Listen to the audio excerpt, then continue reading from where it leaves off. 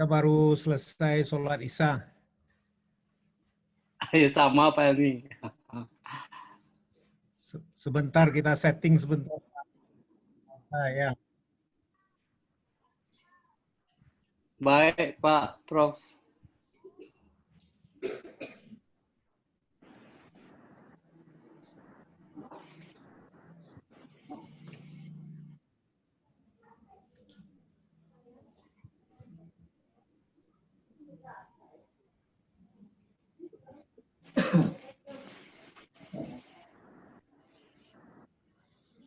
Assalamualaikum warahmatullahi wabarakatuh. Salam Pak Hen, baru selesai sholat Isya. Bentar Insyaallah, kami Pak setting sebentar Pak Hen. Baik Pak, yuk. Ya. Insyaallah.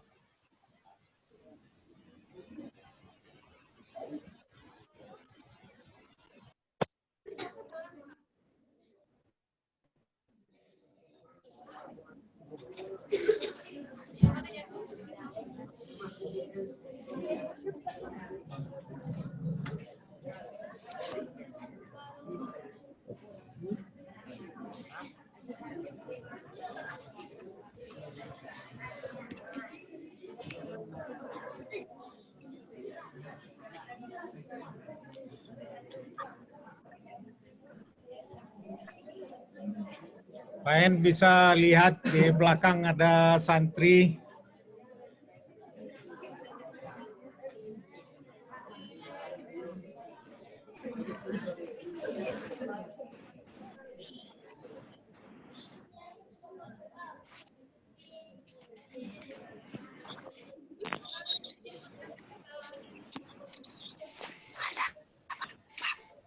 Prof. Octavianus. Assalamualaikum Prof.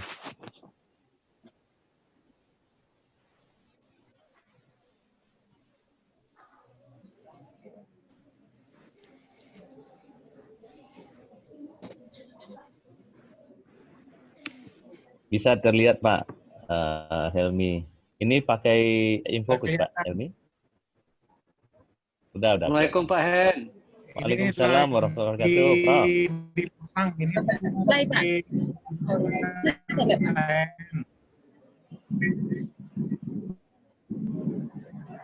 Sehat Prof. Octavianus. Assalamualaikum Pak Hen. Waalaikumsalam warahmatullahi wabarakatuh. Lama nak jumpa kita nak. Iya. Tapi jumpa di Zoom ya.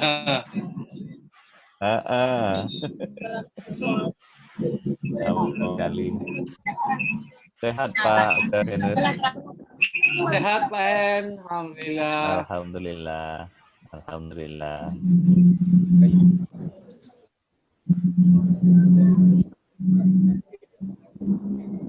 Pak En bisa lihat di belakang itu ada santri kita di masjid ini. Di masjid Pak Helmi. Ini santri dari tingkat SMP atau SMA Pak Helmi? Fokus lagi di Pak Helmi jalan panjang ini Pak Helmi. Iya. Jalan panjang.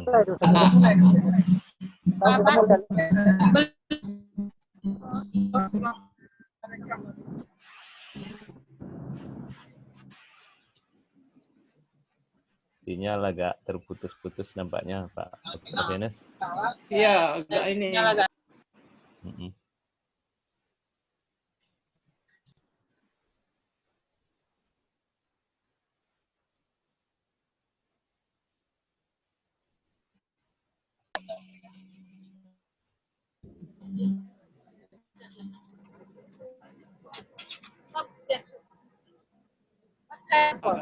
bermasalah sinyal.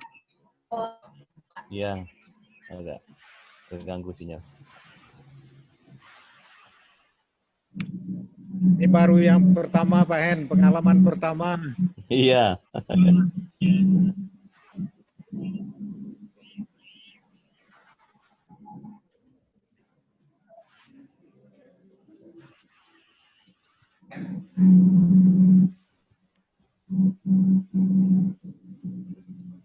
Tapi suara Ini bisa didengar baik, Pak Helmi? Suara jelas, Pak, tapi hilang-hilang timbul juga, Pak. Hilang-hilang timbul juga. Enggak lihat Naya sih.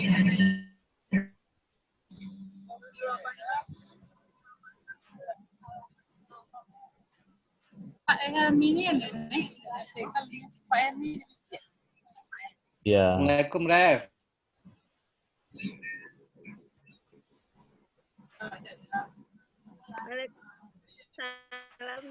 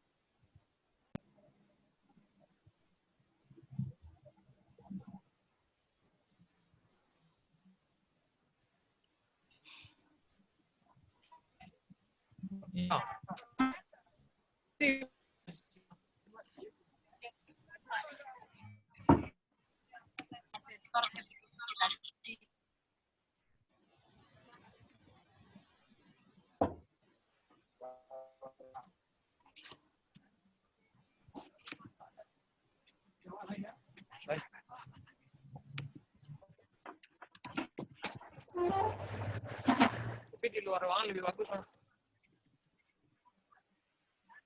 Maaf Pak En, ini sinyalnya agak lemah. Iya, tapi sekarang bisa dengar Pak Helmi suaranya. Halo Pak En. Ya, bisa didengar Pak. Suara Pak Helmi bisa kedengaran.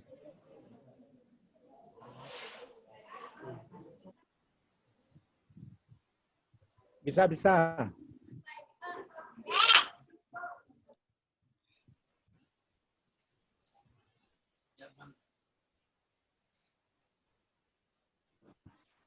Sinyal tuh kuat, Nana.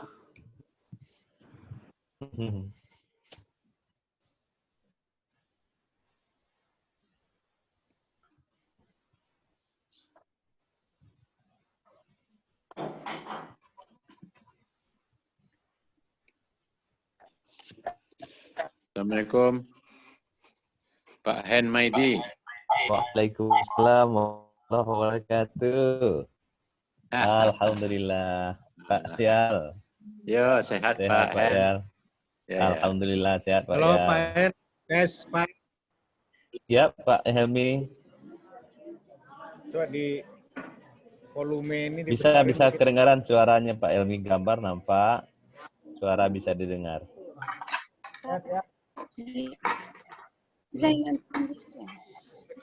Volume speaker dikerasin dikit. Nanti. Halo Pak En. Ya Pak Halo, Helmi Lek. bisa didengar. Halo Pak En. Ya Pak. Bisa. Coba Ya, suara bisa didengar Pak Helmi. Cukup jelas. share. Kau sih? Volume kadang. Oh, ya, sini. Sama.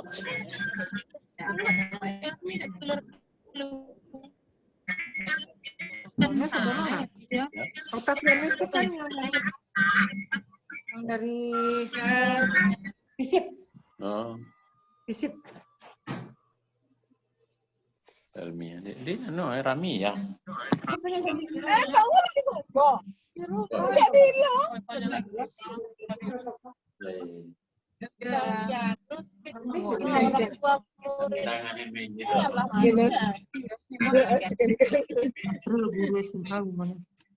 Cari sebentar.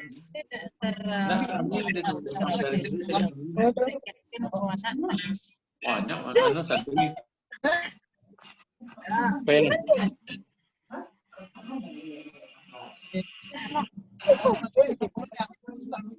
Ada kan sebut. Tapi dari rojulnya coba dari rojulnya. Ini Halo Pak saja. En. Sambung. Dia juga hotel tadi kapu dari Asia. Bismillahirrahmanirrahim. Coba tes. Umi, HP Umi tak Iya, mod Pak Helmi. loh. Ay, mod siapa bilang kamu yang Pak Mod?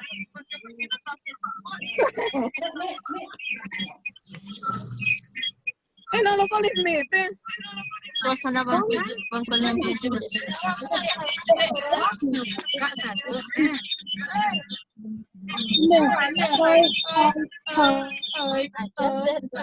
Ayam dan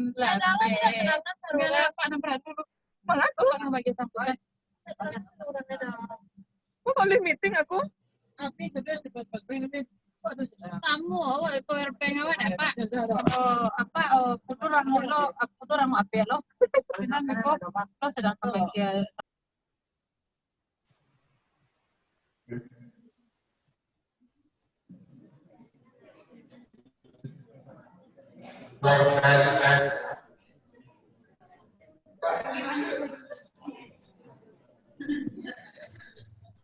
Coba ambil yang itu.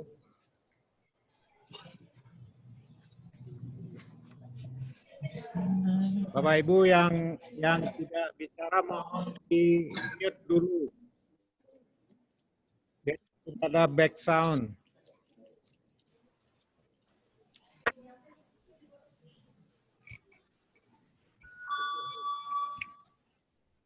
Coba ambil yang itu.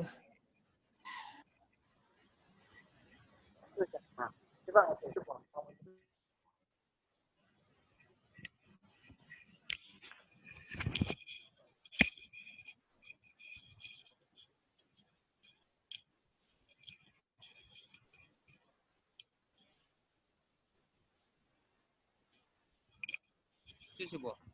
Tengah situ nak. Assalamualaikum.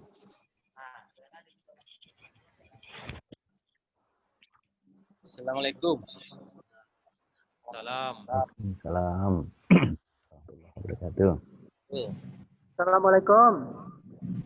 Waalaikumsalam warahmatullahi Waalaikumsalam. wabarakatuh. Pak Dr. Hermaidi. Iya, Pak Musnir. Ah ya. Sehat Pak? Alhamdulillah sehat, Pak. Alhamdulillah.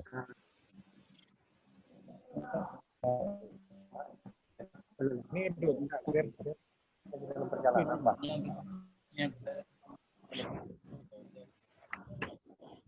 Halo.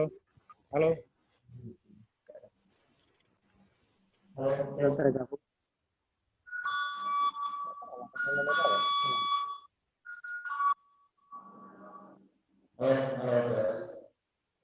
Baik, Cuma tergabung itu udah boleh masuk ini. Tambah pokok lain. Udah dibuka oleh Pak Musnir. baik. Bismillahirrahmanirrahim. Assalamualaikum warahmatullahi wabarakatuh.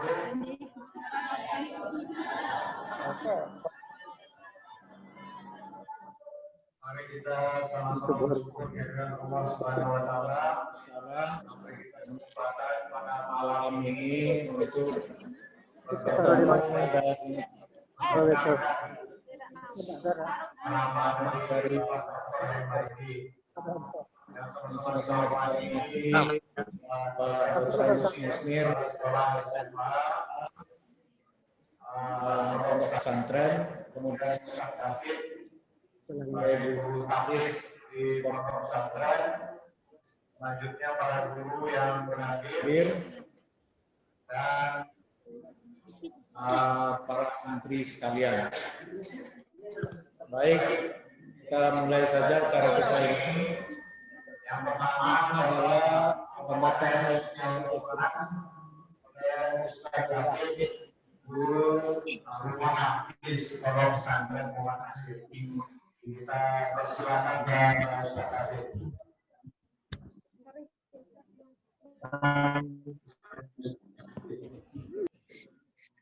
أعوذ بالله من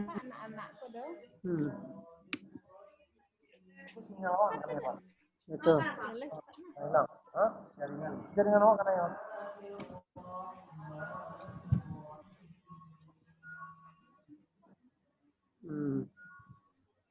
Jelas.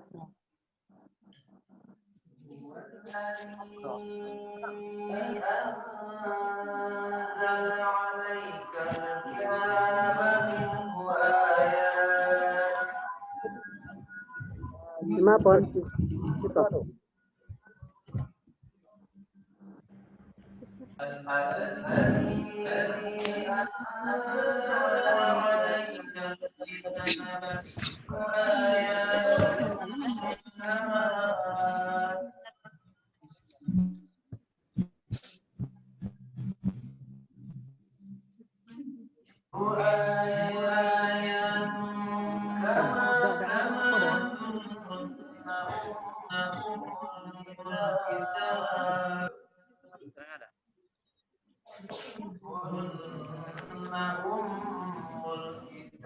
Taruh ada terang astu ini.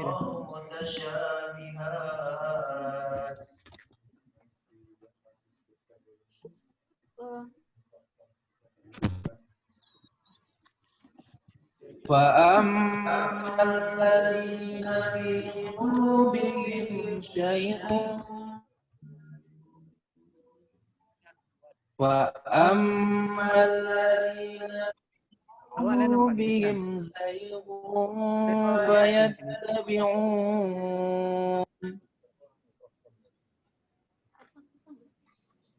فيتبعون ما تشابه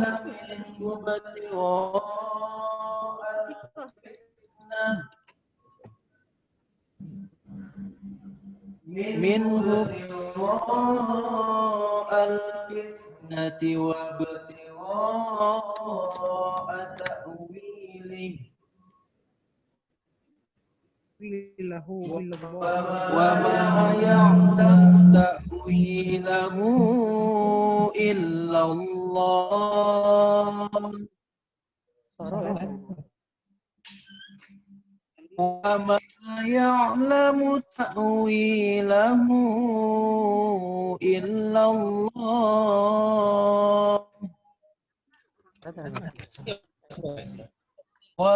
والراسخون في العلم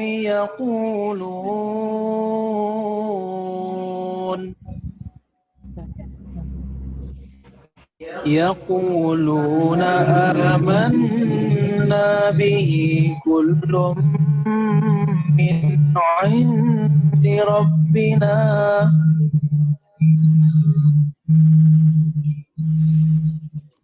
كل من عند ربنا. Oh, di pondok pesantrennya Romi deh. وما يذكر إلا أولو الألباب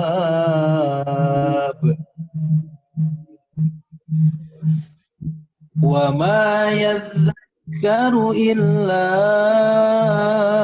أولو الألباب.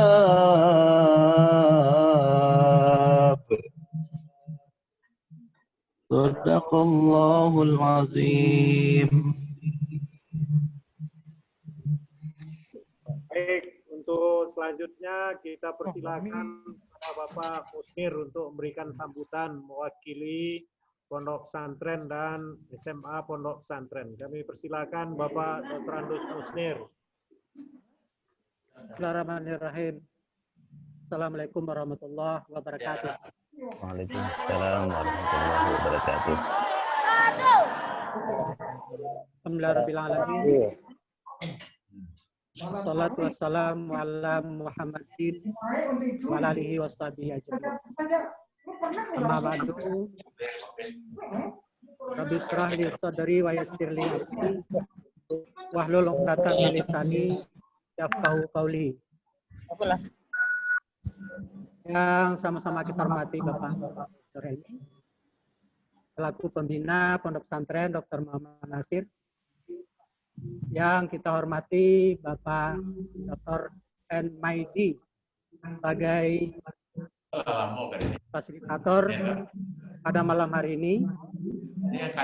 Kemudian yang kita hormati para ustaz kita, Ustaz David Sugianto LCMA.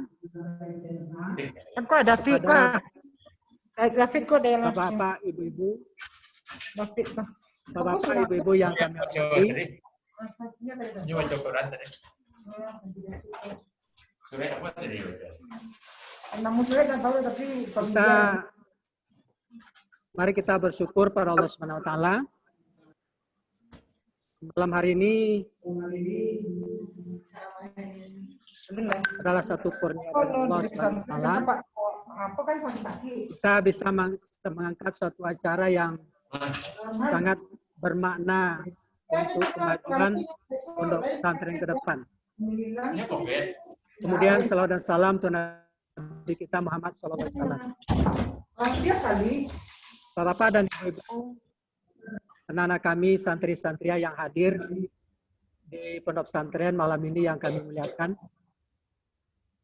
Pertama kami sampaikan terima kasih yang tidak terhingga kepada bapak-bapak kita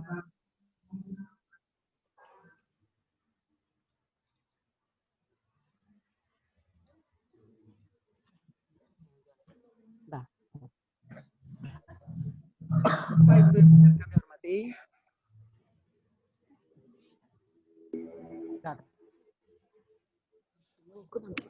acara malam ini sangat bermakna bagi kita semua untuk kemajuan pondok pesantren ke depan, di mana suatu acara yang diprakarasai oleh Bapak Profesor Helmi bersama bapak-bapak kita dari UNAN. Dan kita berharap acara ini akan memberikan dampak positif bagi kemajuan pondok pesantren ke depan. Terutama kepada bapak-bapak, ibu-ibu, majelis guru, pembina, anak-anak di pondok pesantren. Karena acara ini baru kali ini kita adakan. Mudah-mudahan dengan apa yang dilakukan oleh kita bersama, mudah-mudahan seluruh guru-guru, pengurus, termasuk anak-anak kita termotivasi untuk belajar di pondok pesantren. Nah, oleh karena itu kami mewakili dari pengurus pimpinan pondok pesantren dan pimpinan pondok pesantren Dr. Muhammad Nasir mengucapkan selamat datang kepada Bapak Dr. Head Maidi yang akan memberikan materi pada malam hari ini. Kemudian juga ucapan terima kasih kita sampaikan kepada Bapak Profesor Helmi dan semuanya kita ucapkan terima kasih. Mudah-mudahan acara kita malam hari ini bisa kita ambil makna dan kemajuan untuk pondok pesantren ke depan. Itulah barangkali yang dapat saya sampaikan malam hari ini. Mudah-mudahan apa yang disampaikan oleh Bapak Dr. Maidi nanti bisa kita ambil manfaatnya bersama-sama. Demikian saja, terima kasih. Assalamualaikum warahmatullahi wabarakatuh. Waalaikumsalam warahmatullahi wabarakatuh. Kepada Bapak Dr. Agus Musnir, Kepala SMA Pondok Pesantren. Selanjutnya kita persilakan kepada Pak Dr. Maidi untuk menyampaikan materinya. Silakan Pak Dr. Maidi. Terima kasih Pak Helmi. Assalamualaikum warahmatullahi wabarakatuh. Waalaikumsalam warahmatullahi wabarakatuh. Alhamdulillahirabbil alamin. Allahumma shalli ala Muhammad wa ala ali Muhammad. Terima kasih kami sampaikan kepada Pak Kepala Sekolah, Pak Musnir, Bapak-bapak, ibu-ibu, pengelola pesantren M. Nasir, Prof. Helmi yang menginisiasi acara ini, para tamu yang ikut hadir dalam kesempatan ini, dan istimewa untuk anak-anak kami, para santri pesantren M. Nasir. Alhamdulillah Kita bersyukur karena Allah mengizinkan kita untuk bertemu pada hari ini. Pada waktu dikontak oleh Pak Helmi, Pak Musnir ya, jadi punya ada hutang nih sama Pak Helmi, Pak Musnir. Sudah beberapa kali ada pergi berkunjung langsung melihat ke Pondok Pesantren Muhammad Nasir, namun secara fisik belum dapat terlaksana juga. Alhamdulillah pada hari ini dapat berkunjung secara virtual ke pesantren Muhammad Nasir. Apakah suara saya dapat didengar dengan baik Bapak dan Ibu semuanya?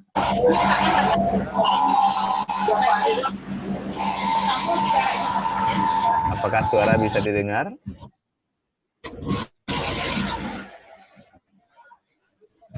Bisa, Pak. Bisa didengar ya, Ustaz ya.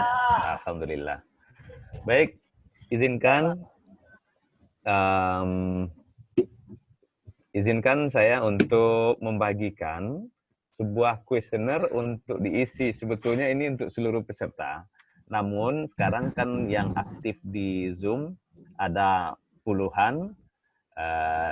Sebenarnya kalau bisa anak-anak akses sebetulnya bagus sekali. Jadi kuesioner itu saya tuliskan linknya di kolom chatting. Jadi yang ada akses Bapak dan Ibu terhadap gadget bisa lihat di kolom chatting. Di situ ada link ya, form GLE dan seterusnya.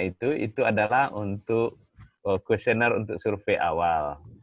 Silakan diklik link di atas, kemudian ikuti survei yang ada di dalamnya. Kita coba deh, siapa tahu bisa dapat beberapa data dari situ.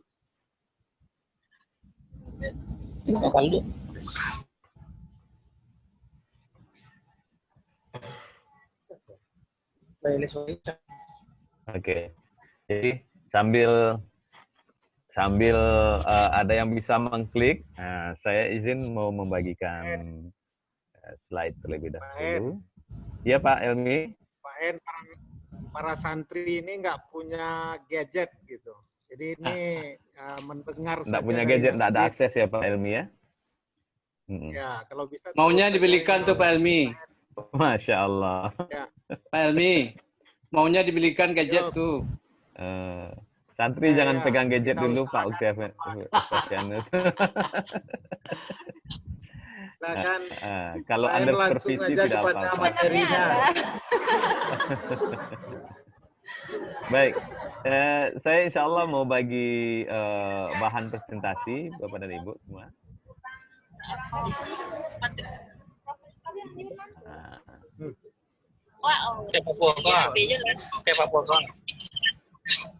Slide-nya sudah dilihat.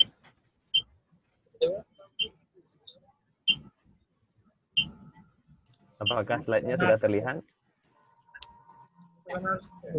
Ini kalau ada hotel itu. Kan ada. Slide-nya bisa dilihat? Sudah, Pak, sudah. Anak-anak sudah ya? Sudah, Pak. Baik.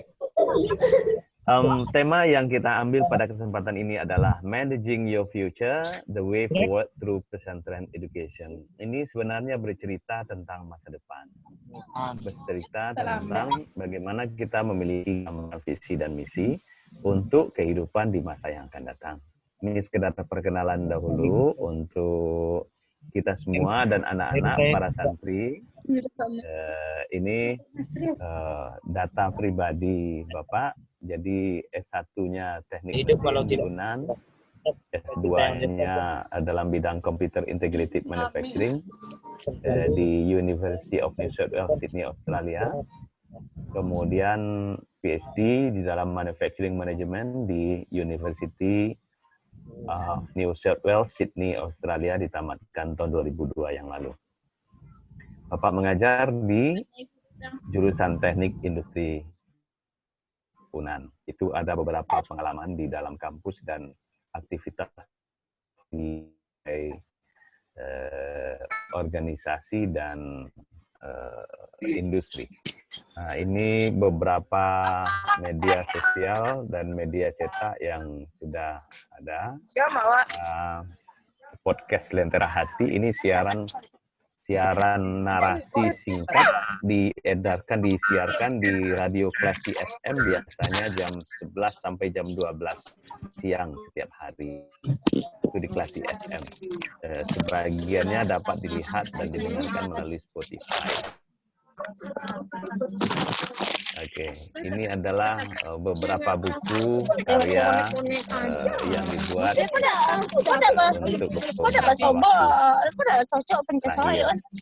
untuk yang di atas itu yang 3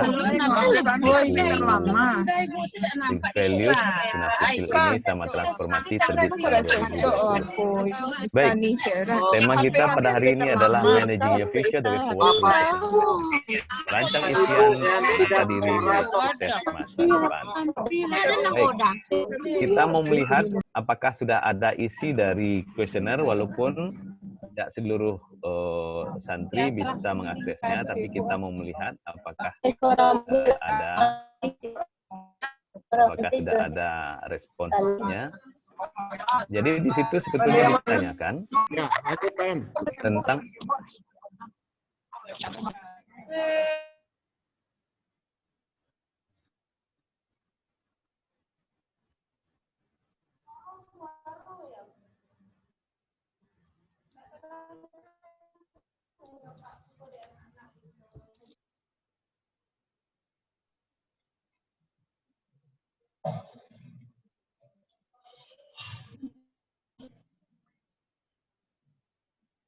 Suara Pak Hen nggak kedengaran, Pak Hen.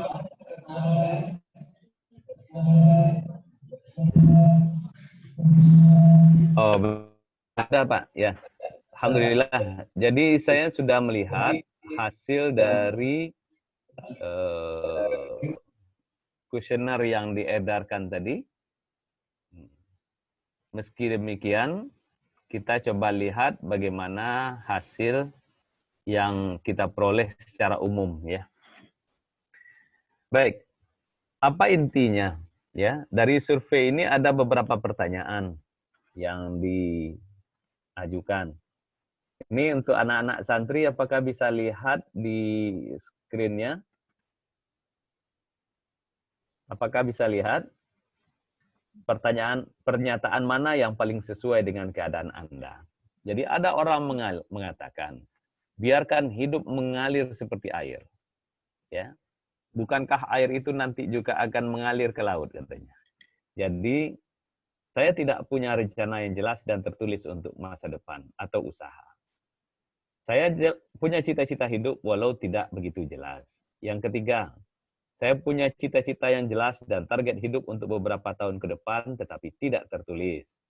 Saya ingin memiliki target tertulis untuk beberapa tahun ke depan. Saya memiliki target yang tertulis untuk beberapa tahun ke depan.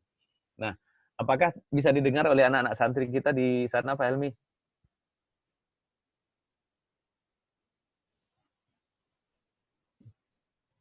Coba tunjuk tangan. Berapa yang memilih poin A? Apakah ada yang memilih A? Silakan acungkan tangannya. Oke, sekarang coba yang B. Punya cita-cita tapi tidak terlalu jelas. Baik, yang C. Punya cita-cita tapi tak tertulis. Oke, bagus. Pak Nasir juga. Ada cita-cita ya Pak Nasir, tapi tidak tertulis. Oke. Baik. Sekarang D. Memiliki target kehidupan tertulis untuk beberapa tahun ke depan. Nah, siapa yang punya pilihan yang D ini? Anak-anak santri juga bisa dibantu dihitung berapa orang yang memilih poin D.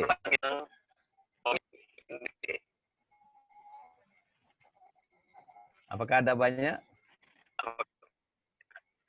Baik. Jadi, apa pilihan kita? Nah, ini secara umum pernah ditanyakan kepada lebih daripada 100 orang. Kalau tidak salah ini terakhir lebih dari 100. Inilah kondisinya. Bahwa ya, yang paling banyak adalah Saya Yang paling mempunyai banyak cita-cita adalah yang jelas saya dan target mempunyai hidup untuk cita-cita yang beberapa tahun jelas ke dan depan, namun tidak dituliskan yang ini. Jadi ada cita-cita tapi tidak tertulis. Ada juga yang berpendapat hidup mengalir seperti air, 10%. Hidup mengalir seperti air. Ya, tidak direncanakan kehidupan itu, tapi dia dibiarkan saja dia mengalir. Oke. Kemudian yang ini yang memiliki tertulis, tujuan tertulis yang hijau. Nah, dalam kesempatan ini kita mau membahas ya. Jadi bagi sebagian orang mengatakan bahwa biarkan hidup mengalir seperti air. Bukankah air itu nanti juga akan mengalir ke laut? Ya, begitu kata sebagian orang. Kalau ada yang berkata demikian, coba pergi ke belakang, ambil air satu gayung, masukkan di dalam kloset. Di mana dia berakhir? Apakah dia berakhir di laut? Tidak. Ternyata tidak seluruh air mengalir ke laut. Sebagian berakhir di septic tank. Jadi kalau ada orang berpikir biarkan hidup mengalir seperti air, bisa jadi berakhir di septic tank. Tentu kita tidak mau. Nah, karena itu hidup harus punya cita-cita, hidup harus punya tujuan, dan tujuannya sejauh mungkin, sebaik mungkin dituliskan. Baik, kita lanjutkan. Ada beberapa ilustrasi terkait dengan ini. Ilustrasi ini adalah sebuah survei yang populer, tetapi ini sebenarnya survei yang tidak berhasil untuk diverifikasi. Namun, ya, ini dianggap sebagai mitos, di mana dikatakan graduate of Harvard MBA program ditanyakan, apakah Anda memiliki tujuan yang tertulis dan jelas dalam kehidupan Anda? Inilah jawabannya. Hanya 3% yang menuliskan tujuan dan rencana hidupnya. Kemudian 13% memiliki tujuan, tetapi tidak tertulis. Lalu 84% tidak memiliki tujuan yang jelas sama sekali.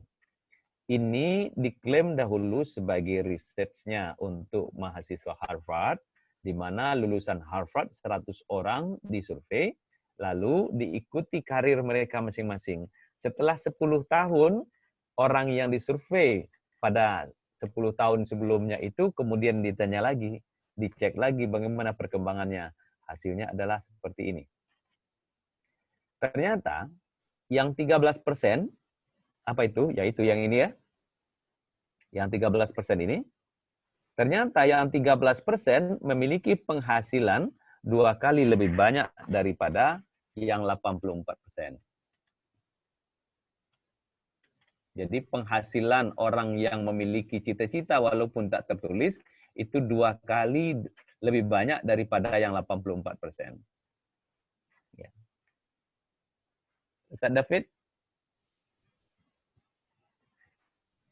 mau komen sesuatu, Ustaz?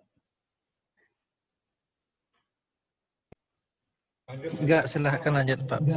Baik. Jadi yang 84% itu tidak punya cita-cita. Jadi biarkan saja hidup mengalir seperti air. Yang ini 13% memiliki cita-cita tetapi tidak dituliskan. Ya, yang ini punya cita-cita dan dituliskan. Nah, apa hasilnya? Setelah 10 tahun, ternyata yang 13% ini memiliki penghasilan 2 kali lebih banyak daripada yang 84%. Lalu bagaimana dengan yang 3%? Ternyata yang 3% memiliki penghasilan rata-rata 10 kali. Jadi 10 kali lebih banyak daripada hasil rata-rata penghasilan yang 84% ditambah dengan 13%. Jadi 10 kali lipat lebih banyak. Maknanya adalah yang memiliki cita-cita lebih sukses. Lebih sukses. Karena itu, cita-cita harus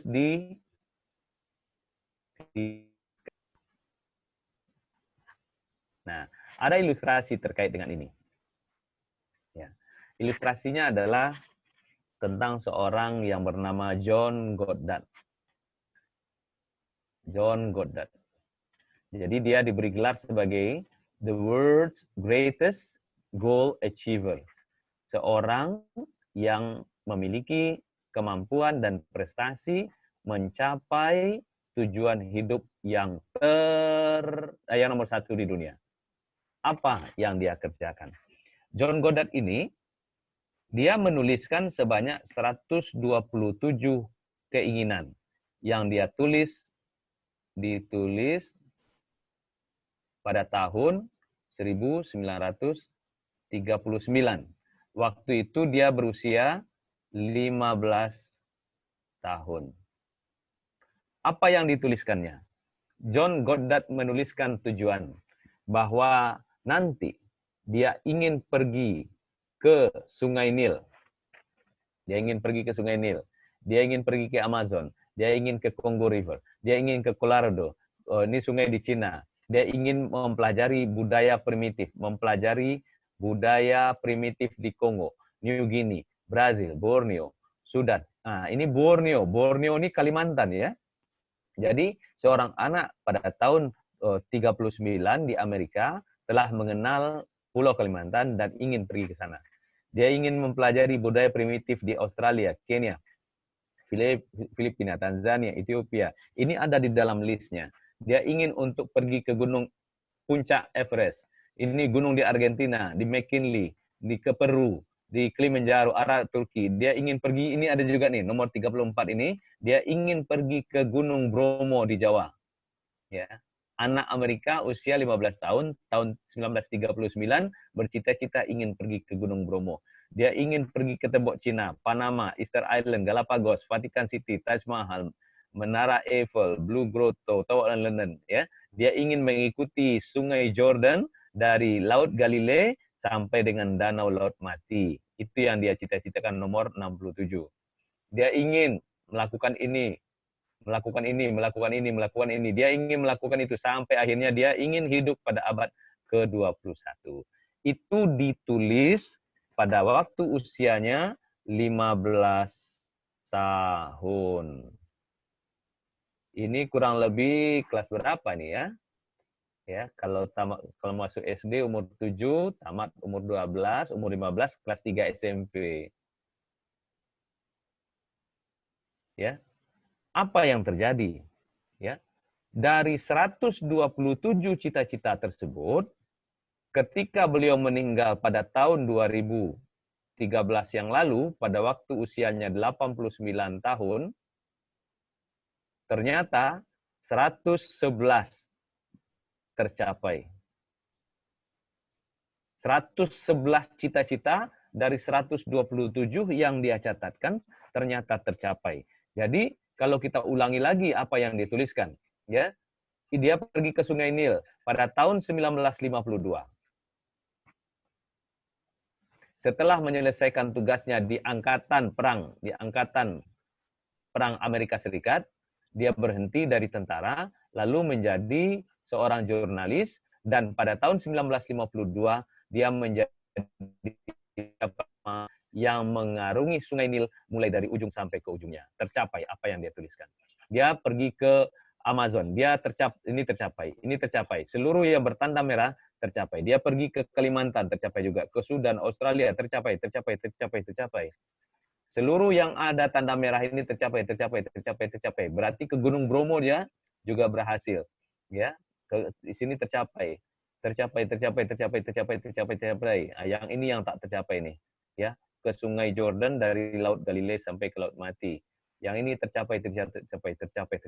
Maknanya adalah dari 127 yang dia tuliskan ketika usianya 15 tahun, ternyata 111 diantaranya tercapai. Ini adalah pencapaian di mana 84% dari cita-citanya berhasil dia raih.